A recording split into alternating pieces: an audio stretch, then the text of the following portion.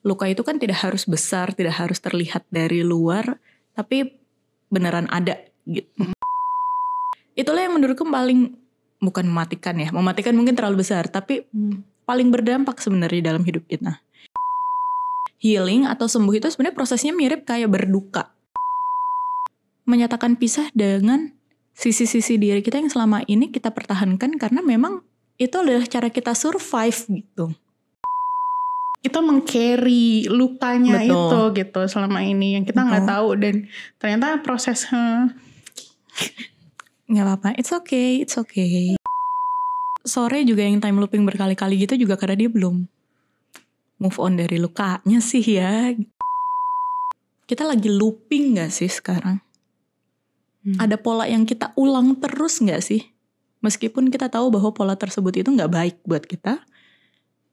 Dan kalau udah tahu, misalnya kita punya looping gitu ya, kita mau berapa lama looping ini?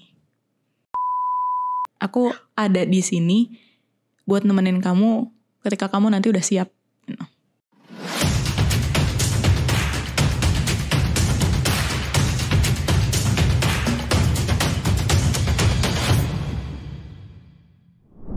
Selamat datang di Bisik-Bisik, ngobrol edukatif tapi tetap asik.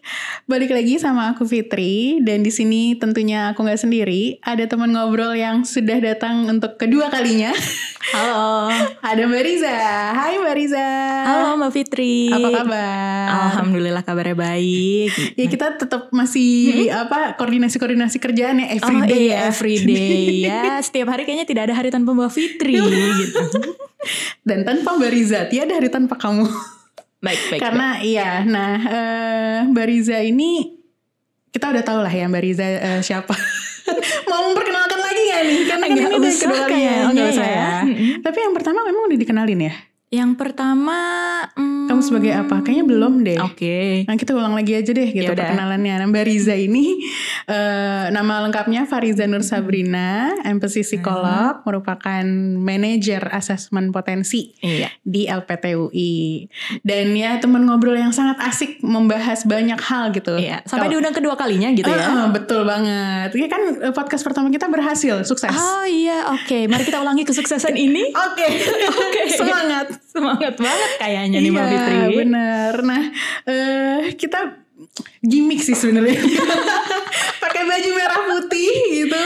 Karena ingin merayakan ulang tahun RI yang ke-80. Iya, meskipun masih sebulan lagi sih sebenarnya ya. Gak apa-apa, kita visioner ya.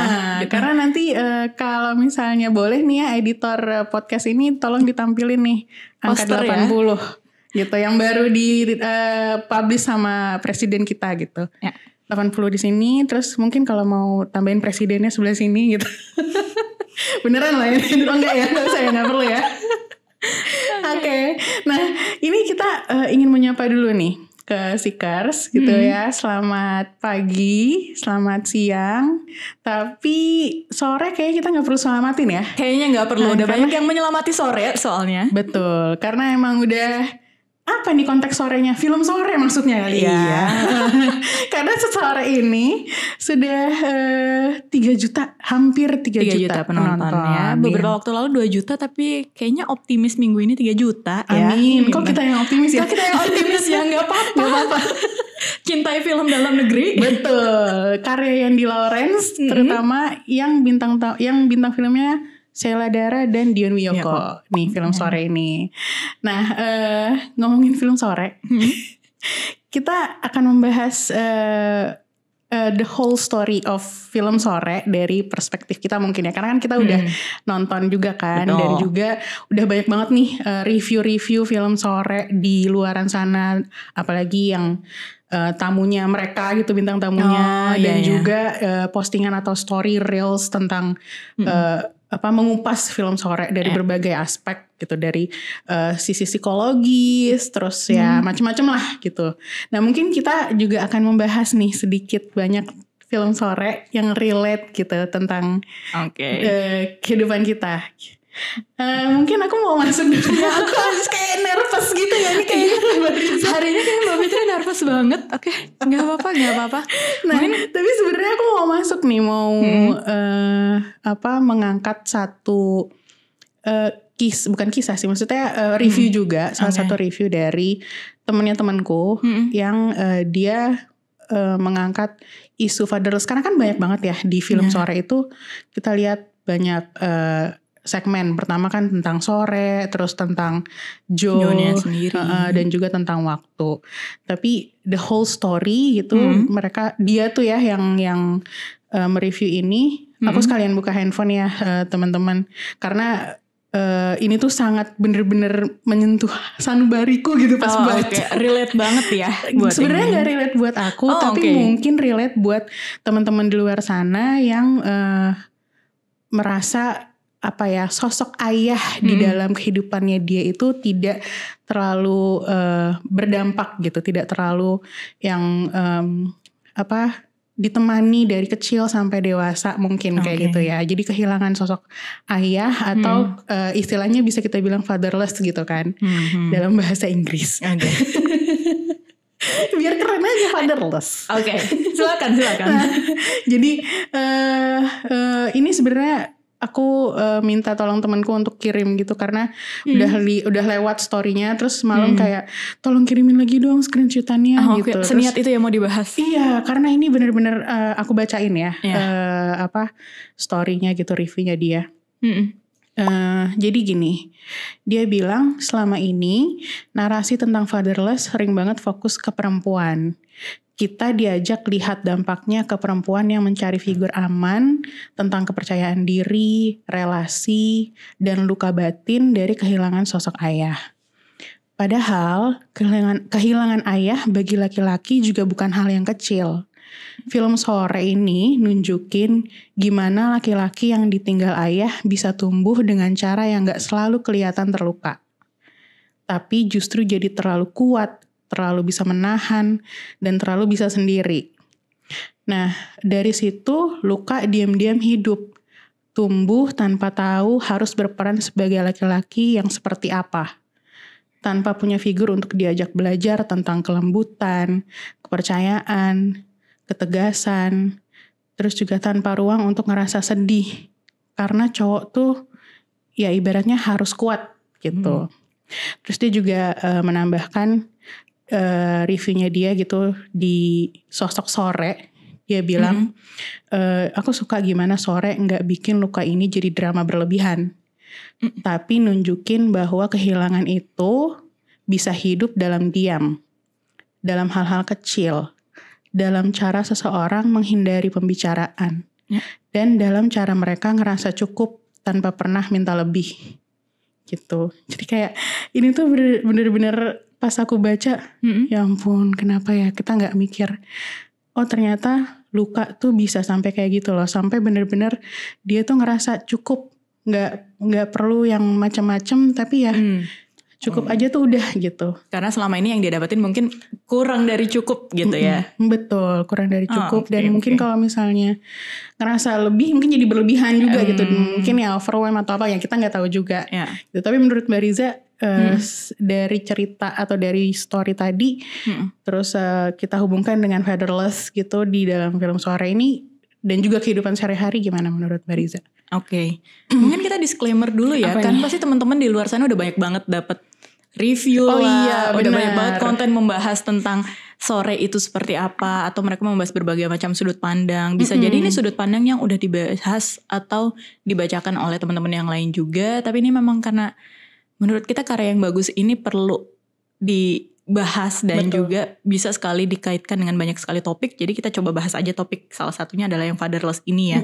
Dan aku setuju banget sih sama pernyataan pertamanya ya, bahwa selama ini kalau ngomongin fatherless kayaknya kelihatannya tuh banyakan di perempuan ya. Atau kalau bahasa populernya kayak daddy issues gitu ya. Benar. Itu kan kesannya seakan-akan itu adalah hal-hal yang banyak terjadi, atau bahkan beberapa merasanya memang eksklusif di perempuan saja gitu. Padahal iya, bahwa isu kita tidak tumbuh atau juga gak dapet perhatian yang cukup banyak, atau kehadiran ayahnya itu kurang terasa, juga sangat mempengaruhi teman-teman kita yang merupakan laki-laki juga ya sebenarnya. Dan film itu sebenarnya aku mungkin gak mirip-mirip banget ya sudut pandangnya dengan teman itu, tapi aku juga meng-highlight bahwa lukanya si Jonathan itu sebenarnya adalah menurutku ya inti dari keseluruhan cerita itu kan. Sore tidak akan mengalami apa yang sedang dialami kalau misalnya Jonathan tidak memiliki habit yang muncul dari luka-luka yang dia miliki itu gitu. Jadi sebenarnya keseluruhan cerita ini adalah dibangun dari lukanya Jonathan dan keseluruhan cerita ini dan tanda kutip bolak-baliknya yang dilakukan Sore sembuh ketika Jonathan menyembuhkan dirinya sendiri. Betul. Sehingga ketika terakhir ya buatku pribadi ya kalau boleh sharing sedikit gitu. Selesai nonton Sore yang pertama kali aku pikirkan adalah bahwa memang ini adalah perjalanan hidupnya Jonathan yang kebetulan kita lihat dari sudut pandangnya Sore yang harus bolak-balik. Dan juga bagaimana memang proses si Jonathan memproses lukanya dia ya. Itulah yang menurutku sangat relatable di bagian akhir-akhirnya sih gitu. Memang mungkin kita gak ada yang bolak-balik waktu membantu menyelamatkan kita seperti Sore ya gitu. Tapi konklusi akhirnya kan sebenarnya bahkan bukan berkaitan dengan seberapa banyak Sore banyak bolak-balik waktu ya. Tapi bagaimana sih Jonathan sampai ke kesadarannya sendiri untuk menyadari dan mau mengakui lukanya dia dan tumbuh lebih besar daripada lukanya itu sendiri. Sehingga menurutku sebenarnya memang luka dan proses tumbuh sembuh dari ini semua adalah hal yang patut di highlight dan juga patut kita cerna lebih dalam sih kalau menurutku ya gitu sih. Oke.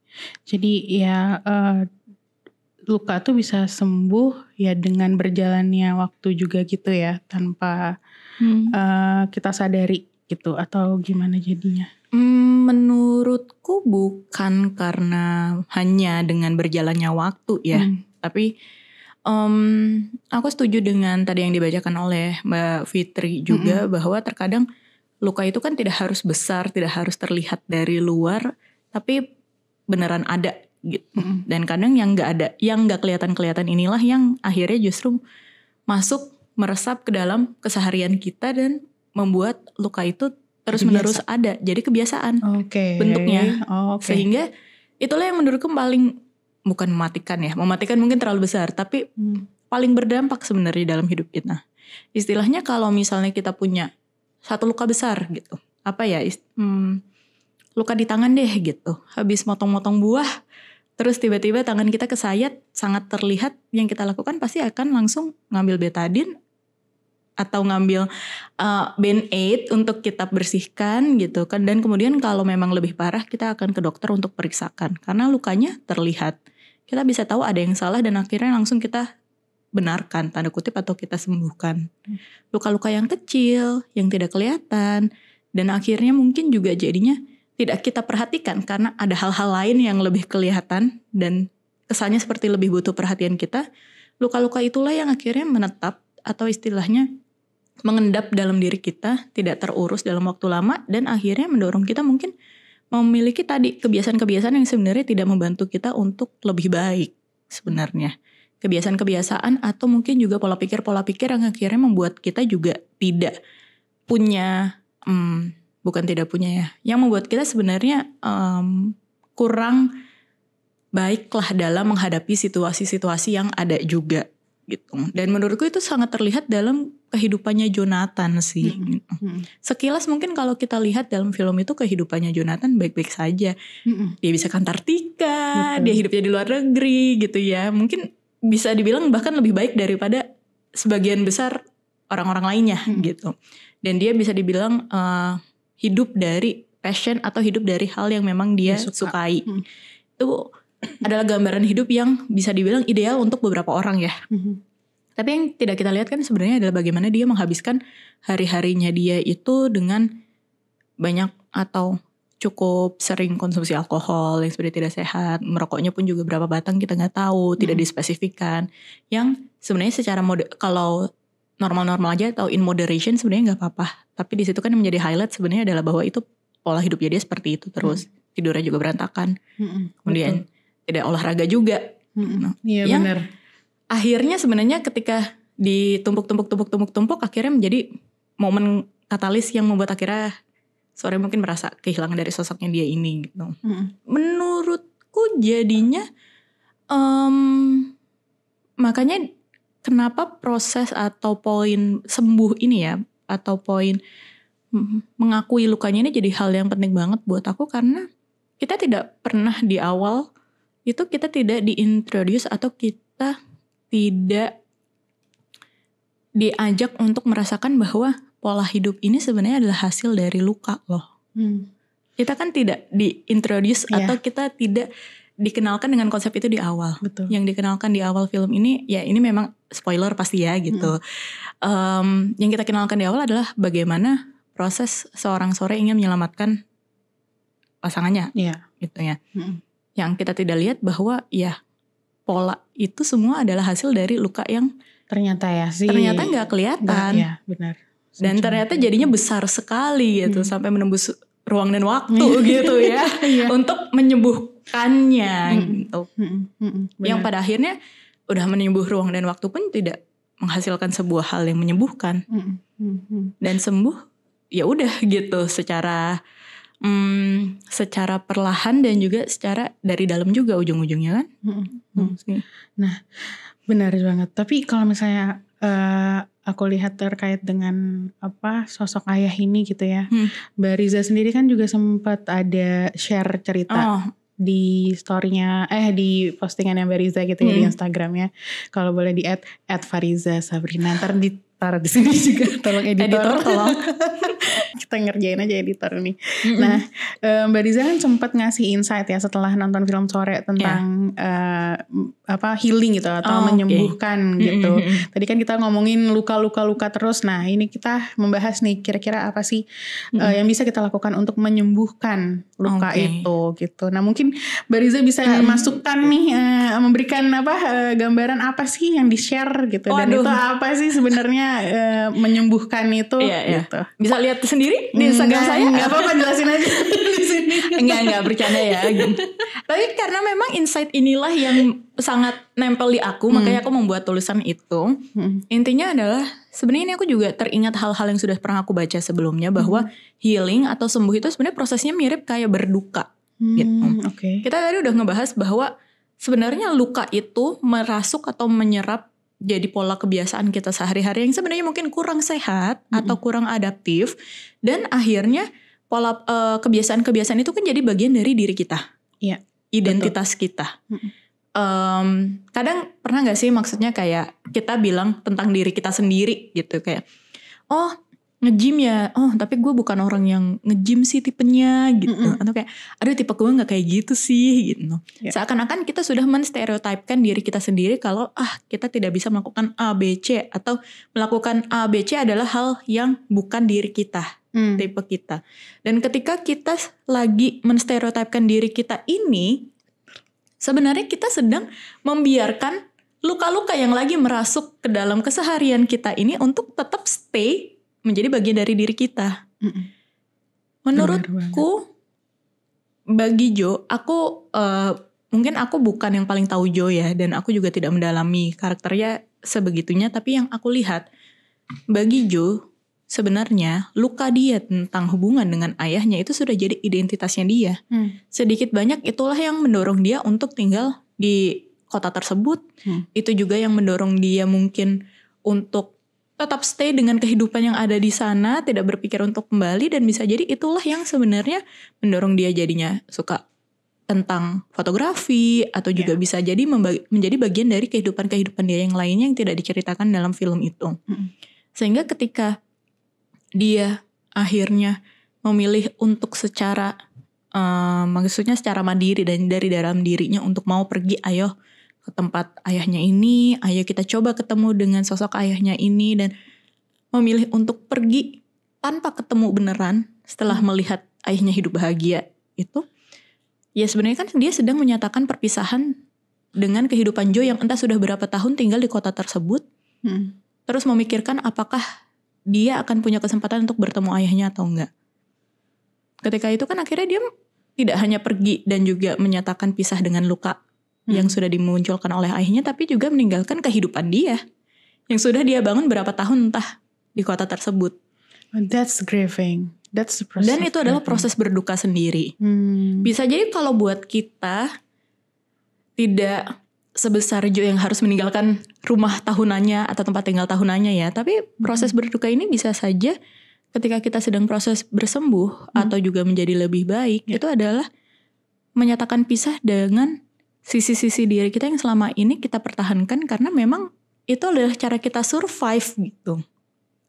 Untuk beberapa orang, misalnya ini aku tidak ngomong semua orang.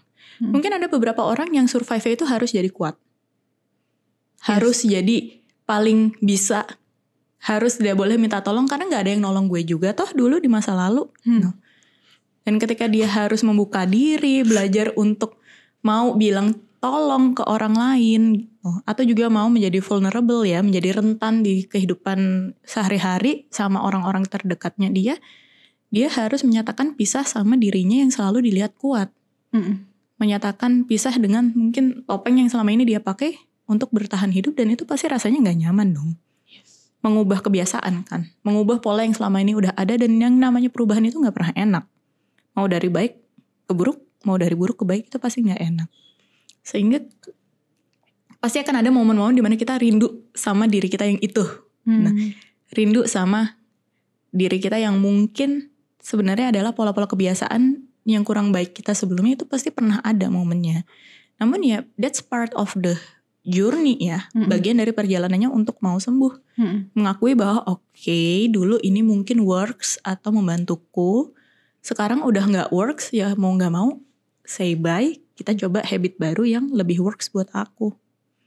Dan menurutku juga berduka maupun mengatakan perpisahan itu bukan berarti kita meniadakan bagian diri kita yang itu ya. Tapi lebih kepada bahwa kita mengakui perannya dia dalam hidup kita menerima efeknya itu pada diri kita seperti apa, dan kita memilih kita mau ambil jalur yang mana atau memilih untuk melakukan hal apa setelah ini. Poinku sebenarnya di situ sih. Oke. Jujur kayak ngerasa relate banget sama aku. Aku hampir menitikkan air mata karena tisu. Karena menurut aku ya proses menerima pertama gitu kan. Kalau kita itu punya luka yang sebenarnya udah lama nih nggak kita utarakan gitu. Kita ngerasa kuat setiap waktu kayak gitu, terus kayak ngerasa okay, I'm fine, I'm good gitu, I can do it all the time gitu selama ini gitu. Tapi ternyata bersama itu juga kita meng-carry lukanya itu gitu selama ini yang kita nggak tahu, dan ternyata proses nggak apa-apa, it's okay. Ya itu dia proses ngelepas atau mengubah. Yang selama ini kita lihat topengnya itu baik-baik aja. Aduh, ini editor boleh diedit atau ini kita langsung lanjut aja ya? It's okay. Iya, itu juga proses proses yang susah sebenarnya kan. Tadi kamu bilang gitu. Ya simple as ya Joe berhenti ngerokok gitu, kayak ternyata susah banget berhentinya.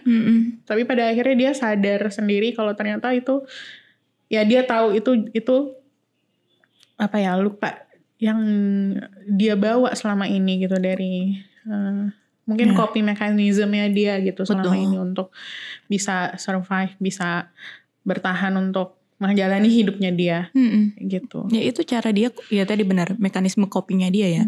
Bertahan di tengah-tengah stres atau tengah-tengah lukanya dia yang gak bisa diproses lebih lanjut.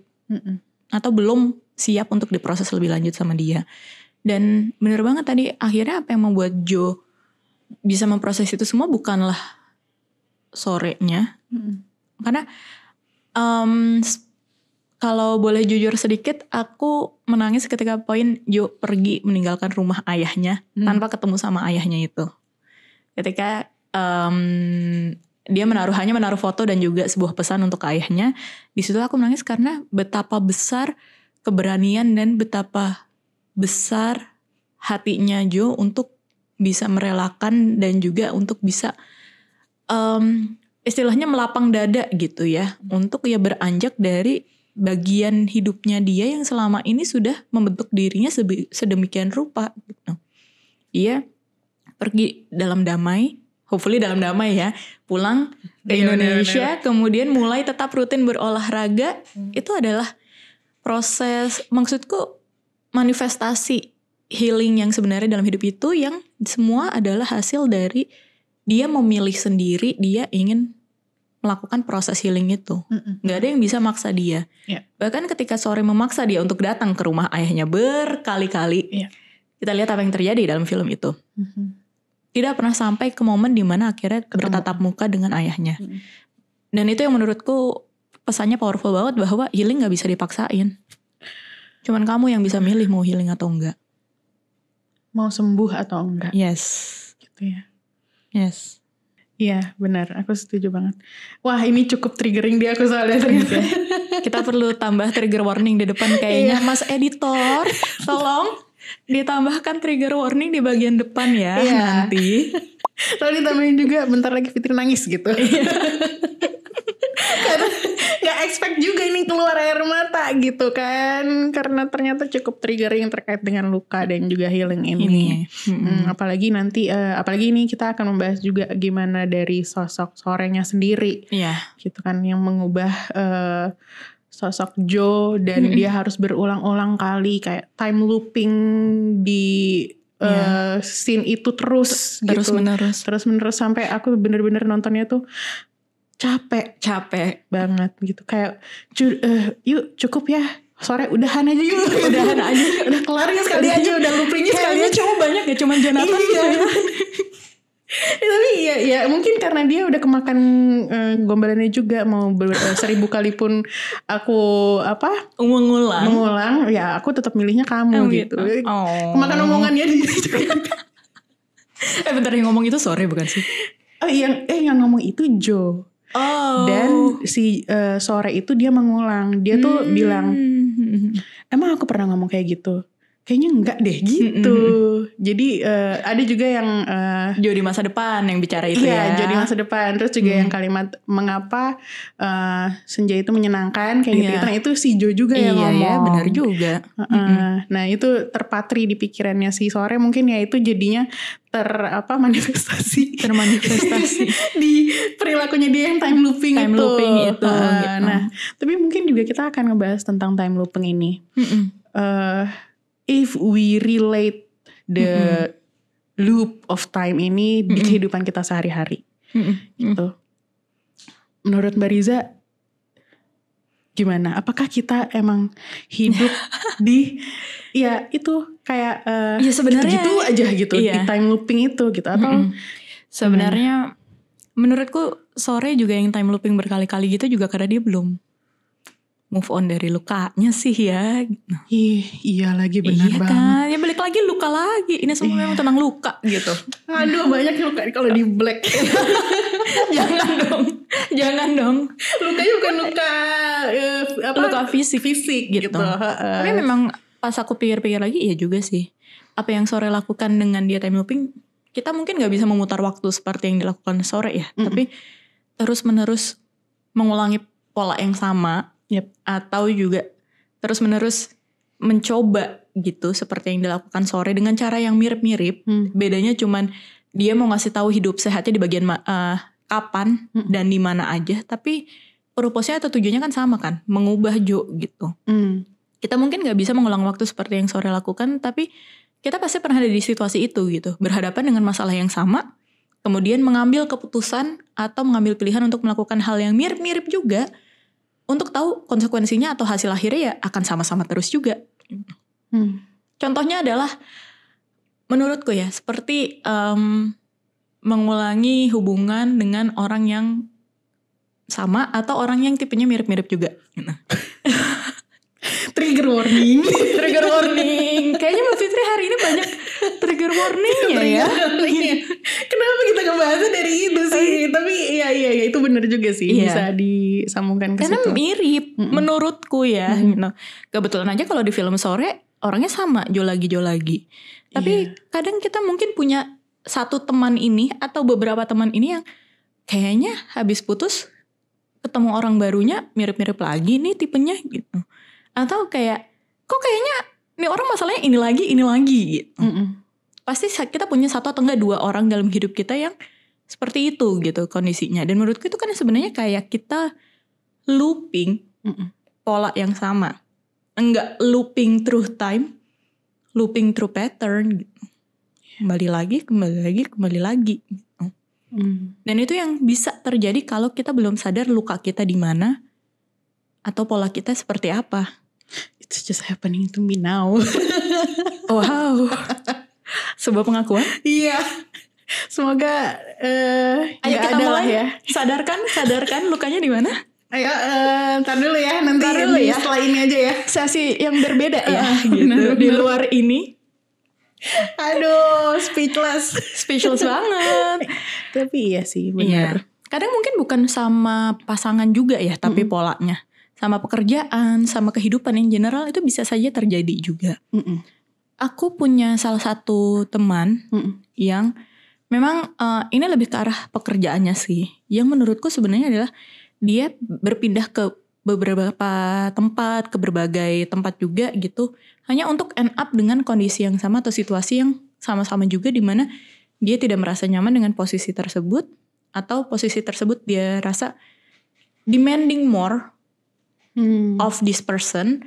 Dan dia merasa tidak mampu untuk mencapai demand tersebut sehingga dia tidak bertahan. Akhirnya antara dia memutuskan untuk resign duluan atau akhirnya tidak dilanjut lagi kontraknya. Istilahnya seperti itulah. Dan pola ini terjadinya mirip-mirip juga dengan situasi yang mirip, ketika tuntutannya yang mirip juga, dan juga di field yang masih mirip-mirip. Sehingga aku merasa bahwa, oh ini kayaknya polanya dia. And I said that juga. I think ini adalah saat dimana kamu lihat lagi sebenarnya apa yang terjadi, apa respons kamu terhadap situasi pekerjaan tersebut sehingga akhirnya pola ini berulang lagi. Dan ini belum 2 tahun dari pola pertamanya terjadi. Kalau di pekerjaan ya bisa juga seperti itu. Kalau di relationship ya paling gampang lah. Tinggal lihat aja sebenarnya ya pasangannya sekarang tipenya mirip lagi atau enggak kayak yang sebelumnya. Dan bagaimana dia merespons situasi tersebut. Dan jujur ya akhirnya kembali lagi ke hal yang paling dasar yang harus dilakuin gitu. Sadar sebenarnya kita lagi mindful gak sih menjalani semua hal yang lagi kita jalani. Respons kita itu adalah respons yang benar-benar sudah kita sadari sepenuhnya kenapa kita memilih respons tersebut. Dan juga apakah respons ini mendukungku untuk sampai ke tujuan yang kita inginkan. Kalau enggak ya forever kita akan looping terus. Mending kayak sore loopingnya waktu gitu ya. Masalahnya waktu kita juga terbatas loh. Kita mau looping berapa kali. Iya, sampai ada yang sore bilang jangan sampai aku habis kemakan waktu itu kan. Dia bilang karena saking seringnya, udah berkali-kali dia melakukan looping itu. Bahkan sore pun juga bukan waktunya tidak terbatas ya. Bukan waktu yang unlimited. Dia pun juga punya limited time aja untuk mengulangi ini semua. Sekarang pertanyaannya menurutku ya adalah kita bertanya ke diri sendiri gitu. Kita lagi looping gak sih sekarang? Ada pola yang kita ulang terus gak sih? Meskipun kita tahu bahwa pola tersebut itu gak baik buat kita. Dan kalau udah tahu, misalnya kita punya looping gitu ya, kita mau berapa lama looping ini? Sebelum akhirnya pilih hal yang berbeda. Tuh. Kapan kita mau sadar gitu kan sebenarnya? Iya. Kapan kita mau mulai prosesnya? Gitu. Benar juga. Karena ini lagi aku lagi proses untuk merefleksikan diriku sendiri di dalam looping itu. Karena kan mungkin ada pengalamanku juga terkait dengan relationship misalnya. Itu yang tadi dibilang kok polanya sama lagi gitu. Terus kayak capek banget, harus banget kenalan sama orang baru lagi. Terus ya itu kayak diulang-ulang lagi, pendekatan lagi, kayak gitu-gitu. Kayak udah di tahap jujur, kayak capek deh, nggak mau lagi deh. Mending gak usah pacaran, gak usah memiliki hubungan romantis sekalian jadi gitu. sekalian nggak apa-apa deh gitu, karena udah saking capeknya gitu. Dan merasa looping lagi gitu ya. Iya, ngulang lagi sama lagi caranya. Iya, terus aku jadi kayak berrefleksi gitu. Berarti mungkin ada luka atau ada hal yang seharusnya tuh aku sadar gitu, tapi ternyata selama ini nggak sadar. Itu gimana gitu? Harus gimana? Harus gimana gitu? Ini yang boleh tolong dibantu. Waduh.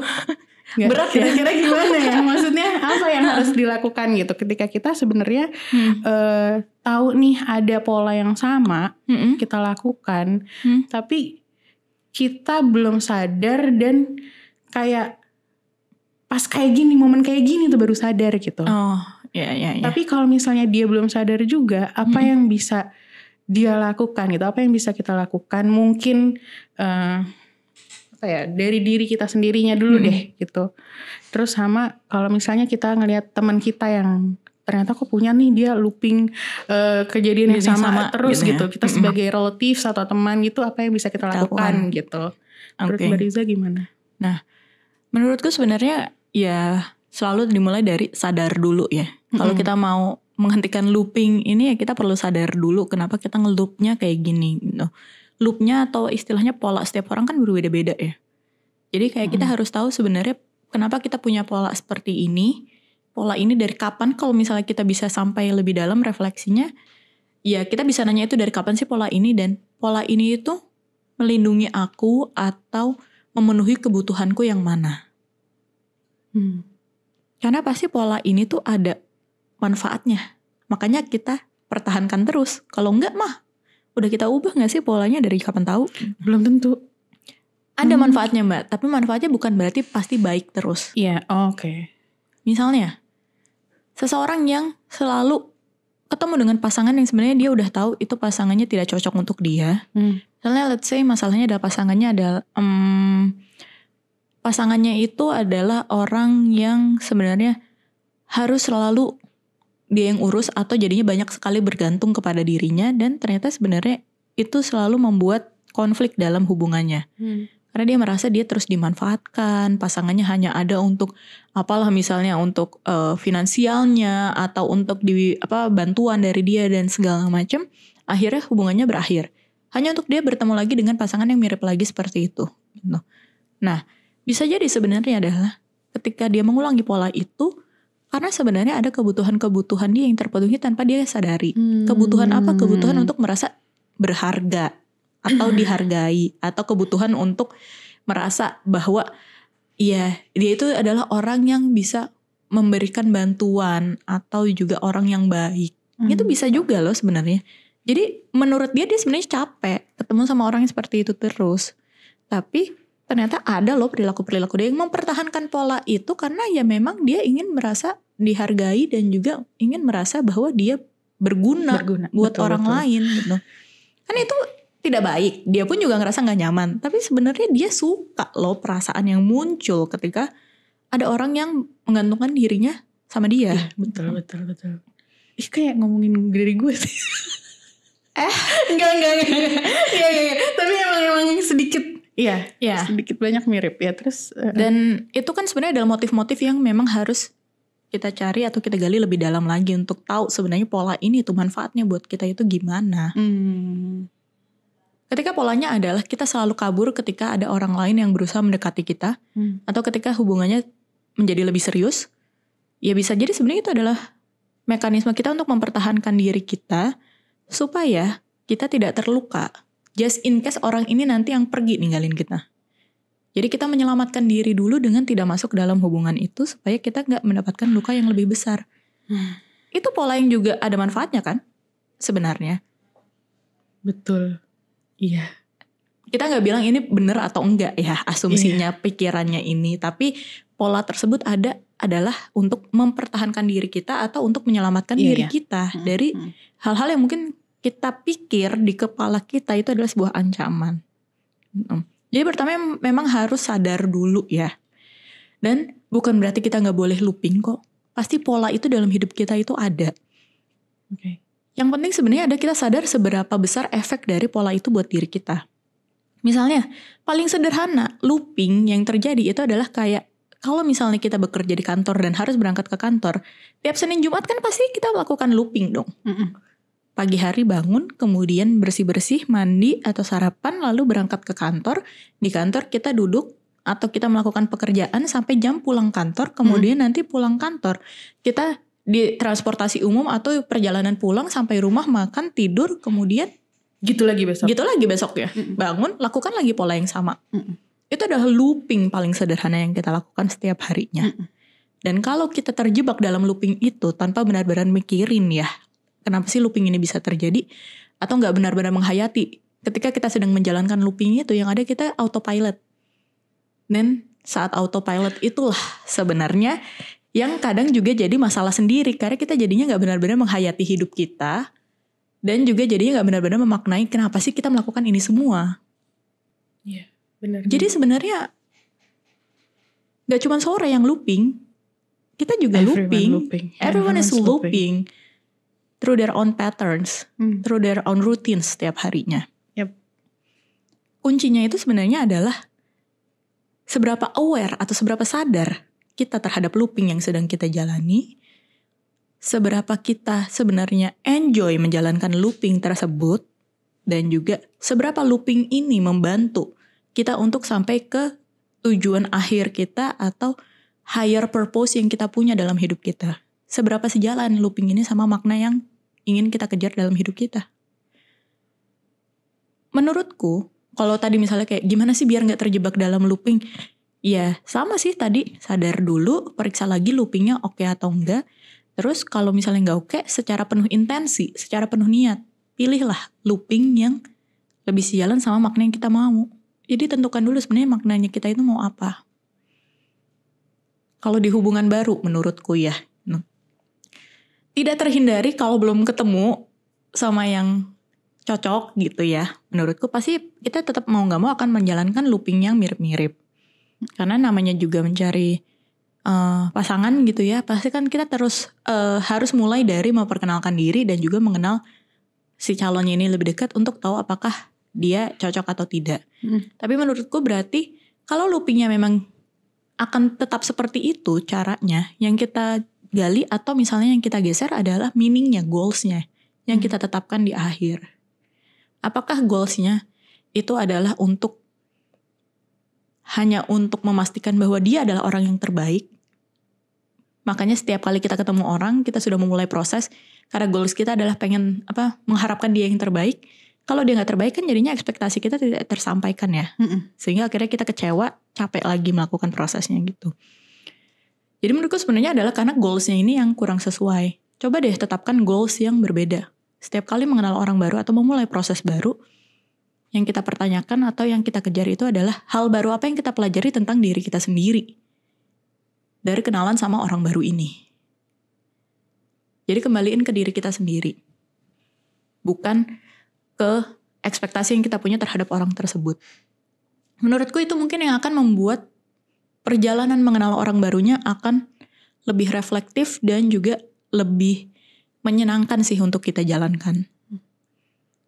Soalnya kalau kita menggantungkannya sama ekspektasi yang kita punya ke orang lain, jadinya adalah kita mengejar ideal-ideal yang kita lihat, potensi-potensi tanda kutip yang kita lihat dari orang ini, dan ya sebenarnya itu semua kan ada di kepala kita ya. Jadi kemungkinan untuk kita jadinya merasa capek sendiri karena potensi orang itu ternyata gak beneran ada gitu. Karena itu semua ada di kepala kita doang, itu jadinya akan lebih tinggi juga gitu sih. Yes. Bener banget lagi. Aduh Mbak Risa, keren banget. Di belakang kita langsung pada tepuk tangan 100.000 orang. 100.000 orang yang relate. Oke. Iya setuju banget. Tapi tadi mungkin ada yang lupa peran orang di sekitar kita. Oke. Gitu. Ketika kita dihadapi dengan yang ngelup terus kayak gitu terus dan ya gitu. Dan mungkin kelihatannya salah gitu atau nggak tahu nih gimana gitu. Mungkin apa yang bisa dilakukan? Aku akan mengutip Sore ketika dia sudah mulai sadar bahwa dia tidak bisa mengubah Jonathan ya gitu. Ya, kalau nggak salah ada scene di mana Sore mengatakan kepada Jonathan, aku ada di sini buat nemenin kamu ketika kamu nanti udah siap. Oke. Iya. Menurutku sebenarnya kalau orang lain yang memiliki loop itu, mau sedekat apapun kita dengan orang tersebut, sebenarnya kembali lagi premisnya, kita nggak akan bisa memaksakan dia untuk berubah. Membantu dia untuk sadar ada hal yang mungkin harus diubah, itu nggak apa-apa dan boleh banget. Tapi memaksa atau sampai mendorong dia banget untuk berubah, itu mungkin bukan yang bisa kita lakukan. Jadi sampai bantu dia untuk sadar dulu aja dia punya polanya gini, dan nemenin aja. Iya. Aku gak bisa maksa kamu untuk berubah, tapi kalau kamu siap mau coba explore opsi lain, aku ada di sini buat kamu. Wah, nangis lagi. Waduh. Iya, benar. Aduh, 40 menit isinya nangis semua ini maaf. Pupuk. Oke, ini bener-bener episode sedih, banyak air mata tercurahkan. Terlalu relate ya. Emang film sore ini relate banget buat aku sih. Aku nonton dari awal, scene awal aja itu aja udah nangis. Sampai pulang ke rumah, sampai besok-besoknya juga kalau inget tuh nangis. Masih nangis ya. Gitu. Jadi emang makasih banyak untuk siapa nih yang menyarankan untuk nonton itu ya? Enggak, bukan. Membahas sore ini di podcast untuk membahas sore ini. Oke. Tidak hanya 2 juta penonton tapi 2 juta liter air mata ya. Kayaknya sudah dihasilkan dari nonton film ini akumulasi. Betul. Ya, makanya. Tapi ya, aku setuju banget sama apa yang Mbak Riza share tadi. Ya momen reflektif banget buat aku juga gitu. Ya mungkin teman-teman di rumah juga semoga bisa menontonnya, maksudnya secara mindful, terus juga dapat insight baru gitu kan ya. Dan semoga bisa tersadarkan juga buat kita semua tos. Nah, terakhir nih Mbak Riza, apa sih yang insight yang paling penting gitu? Waduh. Dari cerita sore atau juga dari diskusi kita pada hari ini gitu, yang bisa di-share sebagai closing statement. Sebagai closing statement ya. Udah cukup, saya gak mau nangis lagi. Udah kita tutup aja ya. Oke. Baik, mohon maaf. Ya, silakan. Oke. Apa ya? Tetap yang menempel di aku dan juga ingin terus aku sampaikan gitu adalah bahwa kenali looping kita sendiri itu apa. Gak semua looping itu jahat sebenarnya. Dan sebenarnya looping itu kan juga cara kita untuk melindungi diri. Terlepas dari hasil akhirnya sebenarnya semakin adaptif buat kita atau maladaptif sebenarnya.